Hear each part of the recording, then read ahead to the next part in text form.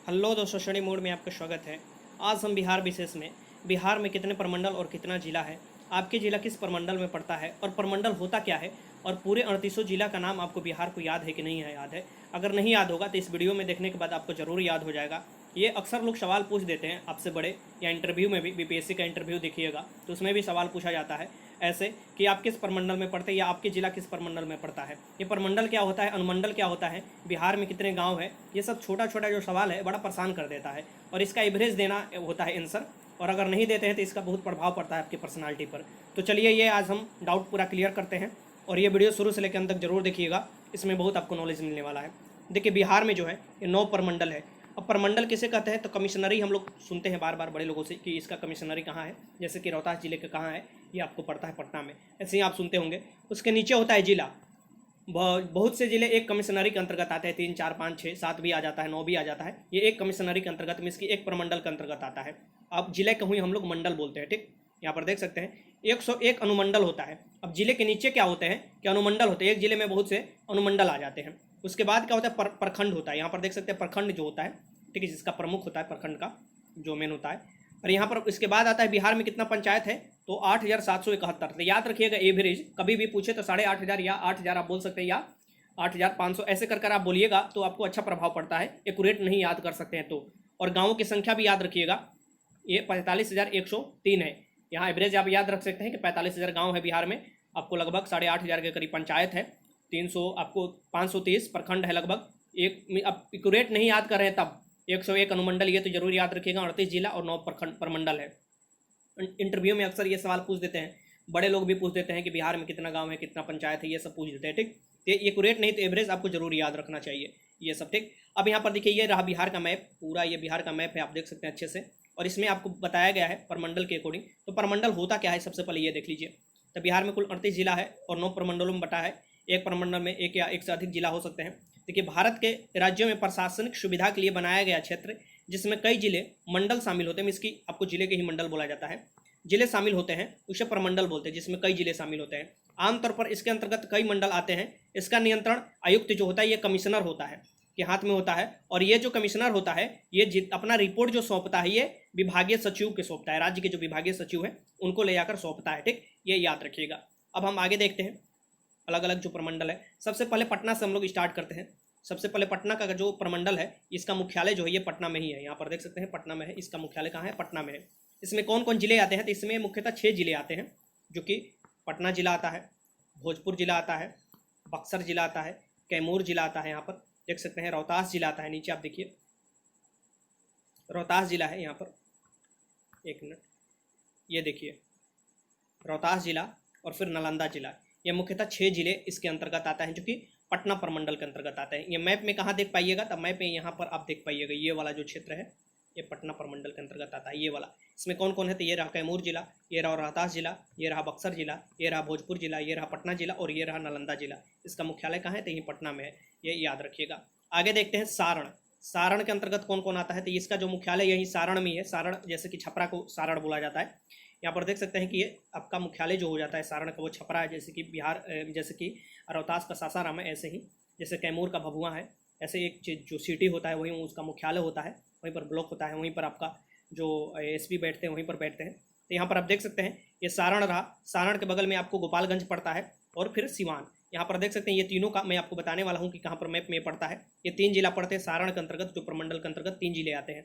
ये यहाँ पर मैप में आप देखिए ये वाला क्षेत्र देखिए, ये वाला, ठीक। ऊपर गोपालगंज, फिर सिवान और फिर सारण। सारण छपरा याद रखिएगा, ये 3 जिले हैं जो कि एक ही अंतर्गत आते हैं, सारण के अंतर्गत आते हैं प्रमंडल के अंतर्गत, तो ये याद रखिएगा। अब यहाँ पर तिरहुत आ गया। तिरहुत यहाँ पर देख सकते हैं कि मुजफ्फरपुर इसका मुख्यालय है तिरहुत का। और इसमें कौन कौन आते हैं तो मुजफ्फरपुर आ जाता है, पूर्वी चंपारण आ जाता है जिला, पश्चिमी चंपारण जिला आ जाता है, शिवहर जिला आ जाता है, सीतामढ़ी जिला आ जाता है और वैशाली जिला जिसका मुख्यालय हाजीपुर है ये आ जाता है। ये मुख्यतः जिला इसके अंतर्गत आता है। लगभग ये भी 6 जिला होते हैं, ठीक। ये किसके तो तिरहुत के अंतर्गत जिसका मुख्यालय मुजफ्फरपुर है। अब देखिए मैप में आपको दिखा देता हूँ ये कहाँ पर आता है। तो यहाँ से लेकर आप देखिए, यहाँ से लेकर ये वाला जो क्षेत्र हुआ ये आता है, ठीक। ऊपर सबसे पहले आपको पश्चिमी चंपारण, फिर आपको पूर्वी चंपारण, यहाँ पर ये रहा सीतामढ़ी, ये रहा शिवहर और ये रहा मुजफ्फरपुर और ये रहा वैशाली, ये सभी आते हैं इसके अंतर्गत, ठीक। आगे देखते हैं मगध। मगध का मुख्यालय कहाँ पर पड़ता है तो गया। तो मगध प्रमंडल के अंतर्गत इसका जो मुख्यालय है ये गया पड़ता है, और इसके अंतर्गत कौन कौन आते हैं, तो जिला आता है आपको गया। तो आपसे पूछे कि गया जिले का कहाँ प्रमंडल है, तो मगध बताइएगा। फिर अरवल, औरंगाबाद, जहानाबाद और नवादा, ये याद रखिएगा। यही गया है जहाँ पर बोध गया स्थित है, और यहीं आपको महात्मा बुद्ध को ज्ञान की प्राप्ति हुई थी, ये याद रखिएगा। आगे देखते हैं, इसका मैप में हम लोग देख लेते हैं। मैप में यहाँ देखिएगा, ये बहुत आसान है। यहाँ पर देखिए नीचे की तरफ ये रहा आपका, ठीक, ये रहा अरवल, ये रहा औरंगाबाद, ये रहा गया, ये रहा नवादा और ऊपर है जहानाबाद। ठीक, ये आपको गया के अंतर्गत आते हैं, ये याद रखिएगा। मिस्की ये मगध के अंतर्गत आते हैं, जिसका मुख्यालय कहाँ है, गया में है। ये रहा गया आपका। आगे देखते हैं, फिर आता है भागलपुर। भागलपुर का भागलपुर में ही मुख्यालय है। भागलपुर प्रमंडल का क्या मुख्यालय है, भागलपुर में ही है, और सबसे कम यही जिले हैं यहाँ पर, भागलपुर और बांका, दो मात्र जिला है इसमें। इस मंडल में जो इस प्रमंडल में जो मंडल है, मिस्क जिला है, वो दो मात्र है, वो भागलपुर है और बांका है। कहाँ पर पड़ता है ये, तो आप नीचे की तरफ देखिएगा, यहाँ पर ये रहा, ठीक, ऊपर भागलपुर है और नीचे बांका है। भागलपुर इसका मुख्यालय पड़ता है। आगे देखते हैं, यहाँ पर रहा आपका दरभंगा। प्रमंडल का नाम क्या है, दरभंगा है, और ये रहा आपका ये, ठीक, दरभंगा। अब इसमें देख सकते हैं कि इसमें क्या दिया हुआ है, इसके अंतर्गत कौन कौन जिले आते हैं। तो ये आपको दरभंगा जिला एक आता है, फिर मधुबनी जिला आता है, और फिर समस्तीपुर जिला आता है। ये 3 जिले इसके अंतर्गत आते हैं, जो कि आपको दरभंगा प्रमंडल। इसका मुख्यालय भी कहाँ है, तो दरभंगा में ही, ये याद रखिएगा। अपने अपने जिले का जरूर याद रखिएगा, दूसरे के याद कर सकते हैं चाहे नहीं, अपने जिले का जरूर याद रखिएगा। ठीक, अब यहाँ पर मैंने क्या बताया था आपको, तो ये मैं आपको बताया था, ये रहा मधुबनी, ये रहा दरभंगा और ये रहा सीतामढ़ी, ये आपको याद रखिएगा। ये कौन सा था, ये दरभंगा प्रमंडल के अंतर्गत आता है। ठीक, आगे देखते हैं, मुंगेर। यहाँ पर देखिए मुंगेर आया, और इसका मुख्यालय कहाँ है, मुंगेर ही है। तो मुंगेर के अंतर्गत कौन कौन आता है, मुंगेर प्रमंडल के अंतर्गत कौन कौन जिले आते हैं, तो यहाँ पर मुंगेर जिला हो जाएगा, खगड़िया जिला हो जाएगा, बेगूसराय जिला हो जाएगा, लखीसराय जिला हो जाएगा, शेखपुरा जिला हो जाएगा, जमुई जिला हो जाएगा। ये जिला इसके अंतर्गत आते हैं आपको मुंगेर प्रमंडल के अंतर्गत। कहाँ पर है, तो यहाँ पर मैं आपको दिखा देता हूँ। यहाँ पर देखिए, ये रहा जमुई, ये रहा शेखपुरा, ये रहा लखीसराय, ये रहा मुंगेर, खगड़िया, बेगूसराय, ये आपको प्रमंडल रहा। ठीक, आगे चलते हैं। फिर आता है कोसी। कोसी नदी के नाम पर है कोसी, ठीक, जिसमें बाढ़ आता है, ये अपना रास्ता बदलने के लिए प्रचलित है। इसके अंतर्गत भी 3 जिले आते हैं आपको, जो उत्तरी आपको बिहार है, सहरसा, मधेपुरा, सुपौल।